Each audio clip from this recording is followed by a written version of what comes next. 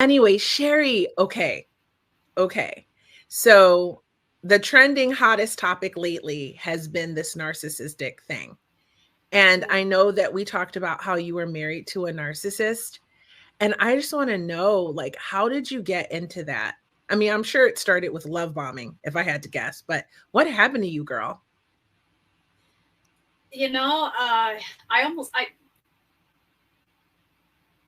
definitely like hit from nowhere. You know, kind of definitely happened out of nowhere. It was I didn't even know what was happening at the time. It was absolutely love bombing. It was, you are my wife. You are the only one I want to be with. I know I want to be with you. Like within the first month, I did get married after 3 months of meeting him. So it definitely happened very quickly. I was I was working on myself at that point in time, so I had gotten a lot more self value for myself.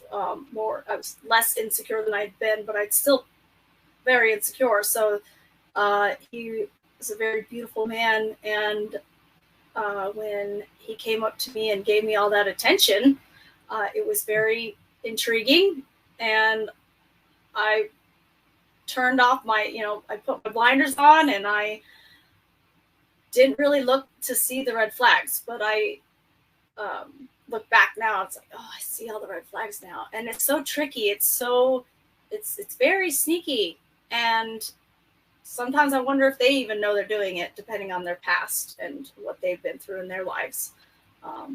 So You know, it, I think that when, because I'm like you, had a really tough childhood. Most people have, a lot of people have had dysfunctional childhoods, right? And right.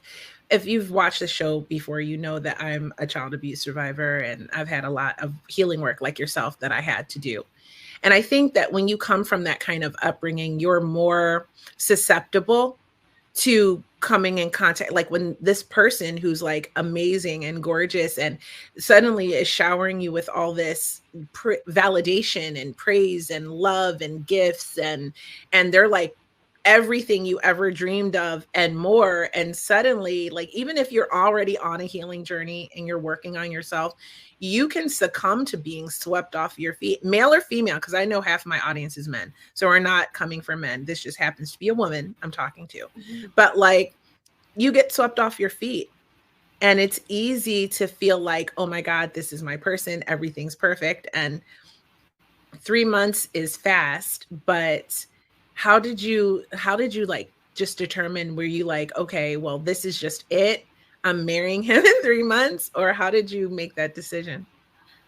I had a little bit of a misconstrued view of, like, I definitely was living in a fantasy. I was like in a fairy tale. It was like when I first met him, it was a random thing. It was a night I had plans to go out with some friends, and I didn't want to go. I was going to back out, but I was like, you know what? I gave my word. I'm going to go and be there. So I made it all mean, like, all this stuff. Like, oh, I kept my word, and the universe brought me the man of my dreams. Like, if I give my word to the universe and I tell the universe what I want, I have to show up to the places I give my word to in order for the universe to bring that, in alignment with me, right? So I made it all mean like, oh, I showed up at the right time to meet the man of my dreams that I've been asking for. And, maybe I did create him. Absolutely. I mean, we all create our lives in some way, shape, or form. Absolutely. Knowing that as coach, and all the work that I've done for myself now, seeing how my life is laid out, I've absolutely created everything, whether I actually knew I was creating it or not, right? So I did create him, but I didn't necessarily specify and have clarity and know. I didn't even know what gaslighting was or narcissism was back in when I was creating my dream guy. So maybe changing that around would have done something different, but that doesn't matter.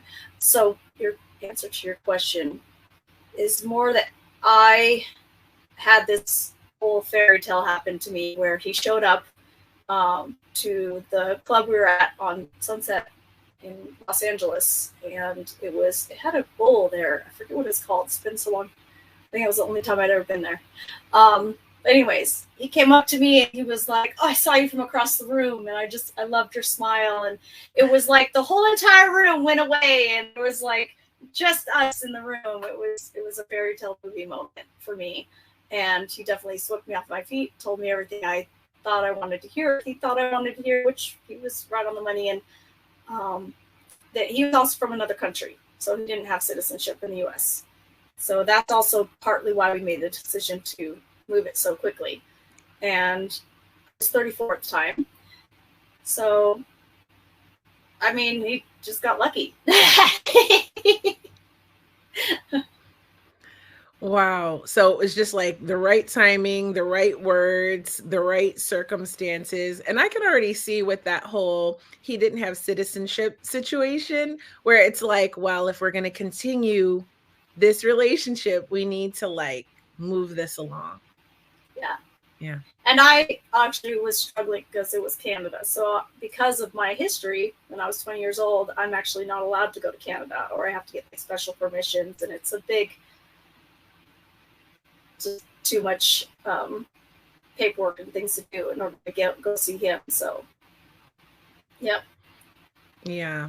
Oh my goodness. So then you guys just decided to get married. And what was the marriage like? What, because I've heard and I've seen a lot of like on shows and like on information that I found online that a lot of times when you get into a relationship with someone like this, a big moment where they feel like you can't leave them, like where they really have you, is when they change. And I've done a couple of interviews with women who have been through like abusive relationships. And this is something that they've confirmed for me. Was that the same for you? Was it after you, did he change after you got married, or was it later? It took about a year after we got married that things started to change. At first, in the beginning, it was complete partnership. It was sharing chores, sharing errands, sharing all the responsibilities, and working together. And there was no tit for tat. There was no, I do this, you do that. And then slowly but surely, it basically more and more fell onto my shoulders. And once, and then it, after about a year, it got worse and worse. And then a few years later, it became pretty much I was doing everything. And he was on the couch all day while I was at work, and still came home and I cooked dinner and still ran errands and still cleaned everything and still drove him around. And I was his chauffeur, his hostess, his cook, his cleaner, his concubine, his, I'd fill out all his paperwork. Like, he didn't do anything. And then, but if I needed to write a doctor's office and got out of surgery, he would ask for the nurse to wheel my wheelchair out to the parking lot instead of him pull up to the front to pick me up. Like, oh, wow. It was an argument for him to even like bring me to the hospital. He's like, you can take an Uber. I was like, oh my God. Towards the end. So I was a lot more like open-eyed by then. I was like, okay, just go that way. Yeah. I originally, I had ended up, I'm going to get a little vulnerable. I kind of regressed right before I met him in my recovery. So I had relapsed about a year before I met him. I wasn't necessarily clear-headed by the time I met him. And 3 years into our marriage, I decided I needed to clean up again. Otherwise, I was going to lose my husband. At the time, I thought I was saving my marriage when I got sober again. But getting sober saved me from my marriage because it opened my eyes. I was more clear-headed to see all the narcissism, the gaslighting, the controlling, the manipulation that I couldn't see in the beginning. Yeah. So. Oh my gosh. So basically the beginning of your relationship, you were back into like drugs and alcohol. And so you were just sort of, it was sort of numbing how bad things really were. Right. What were some of the things that he would do aside of like making you do everything, like not being a good partner? It's funny because, there's a trend right now where everyone's talking about these 50-50 partnerships. Right. And like women don't want to be in them. Right. And they want to be sort of taken care of. But I think that's taking it to the extreme or whatever. But it seems like this guy was like that. He was like, I don't want to do anything in this relationship. You need to do everything. I had a big certification with the job I was at the time that I was studying for, and I had to cook dinner. I had worked all day, cooked dinner, and I'm sitting there studying, and he comes into the kitchen and is like, "Great, let's eat." And I'm like, "Yeah, food's right there. Help yourself." And he's like, "What? You're not going to serve me?" And I was like, "I got to serve you too." You know, it was like, how much more do you want me? Yeah, there were sneaky ways to try and pack on more things. He would have liked it had he not come in the kitchen at all, and I would just dish up food and brought it straight to him. I also had a napkin on my arm, you know, like. Yeah. I mean, like, I'm from the old school, right? So I was kind of raised that you take care of your man to an extent, but it's not but it's not like a servant. Okay, like it's not a servant. It's like you care for you do things for him as a woman, and he does things for you as a man, right? Yes. And then I also do believe in like shared chores and stuff like that. Like everyone lives in the household, it's a community, and so everyone needs to contribute. But I've been married, and I know that it doesn't always end up exactly like that, you know. So what exactly qualifies him as a narcissist rather than just kind of a lazy dude? When I would confront him about like asking him to help, and he would just fly off the handle. He was like, "How dare you ask me to scrub the toilet?" It got down to the point where I was just like, "Just scrub the toilet. I will do everything else. Just, I don't want to argue with you anymore. Like, just, that's all I ask. I'll do laundry, I'll cook, I'll clean, I'll work." And I'm taking on everything and be like, please just scrub the toilet. Just one thing. That's all I want. Wait, he didn't work? Would throw a fit. No, he wasn't working at the time. At the very end, it was like last year, because it was during COVID. The last 2 years of our marriage, he didn't work because he had lost jobs. He wasn't getting work back, but I still had work coming in. So wow. He was definitely, it was very weird to go through. I'm like, how do you not see that that's a problem? That it's like you have to argue with me just to clean the toilet. One thing. Do you think, because I've definitely been married into other cultures, do you think it could be cultural differences that made him feel as though he shouldn't help in these ways? Like, did you think it was like the really woman's job? I don't really want to say the culture that he is. The people who know me know who he is and know the culture that he comes from. He may have been a Canadian citizen, but he was from a different culture. And I assumed when I married him that he was more so a Canadian than anything else. And I don't know. I don't even want to get into that side or think that way, because there's lots of other thoughts that come in there. But that's just my thoughts, and whether they're real or not, I cannot confirm. So they're not real.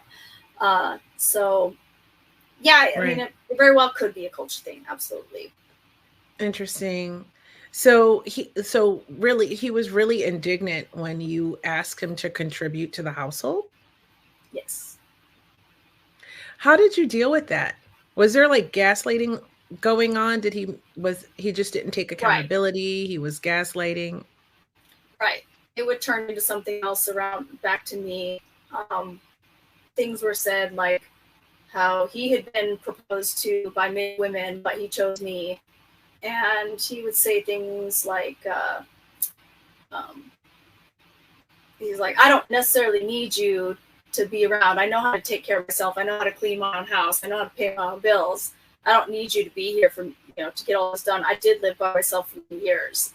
And I don't know, just little stabs here and there that in the moment, like now it sounds kind of funny to me, but in the moment it was just like, I took it as like, "Oh, you don't need me. Let me show you how much you need me." It's almost like there was a sense of like this trickery of like making me show him how much he needed me, and trying to prove that to him. Which is kind of... You know what we call that these days? We call that a pick-me or a pick-misha. So basically, right? Like, right. So he turned you into a pick-me girl. He baited you. Yes. And then took this confident, like healing person and turned her into a pick-misha. Right. A pick-me girl. Right. Mm-hmm. Yeah. So you're always seeking his validation. So you're doing more and more and more as he does less and less and less, because you have that fear of like abandonment or rejection that comes to the surface when you have all these like childhood wounds that you're still healing from, because that's a lifelong process. So I could definitely see keep taking me backwards to those childhood wounds. I'm trying to heal those childhood wounds, but at the same time, it was like one step forward, two steps back type of thing.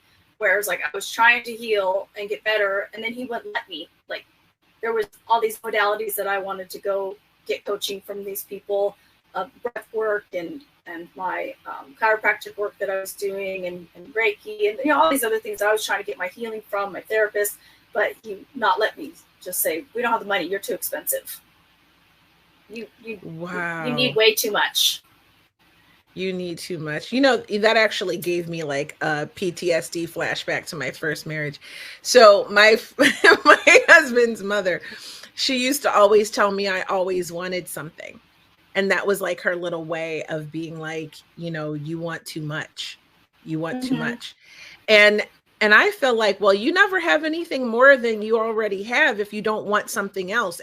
So to me, and when I was like 25 years old back then, I got married really young for my first marriage. But back then to me, I felt like that's such a weird thing to say. And now I see it as a limited mindset versus a growth mindset. Like her mindset was very limited, and then you should be grateful for what you have. But if you don't want something more, how do you go get more out of life? Right. Yeah. Right. So he's keeping you from trying to become more. And I think that that's just like a method of control that some people use in toxic relationships, because if you start to meet more people, to learn more skills, to do more things, you start to have a greater awareness of how you're not being treated well within that situation.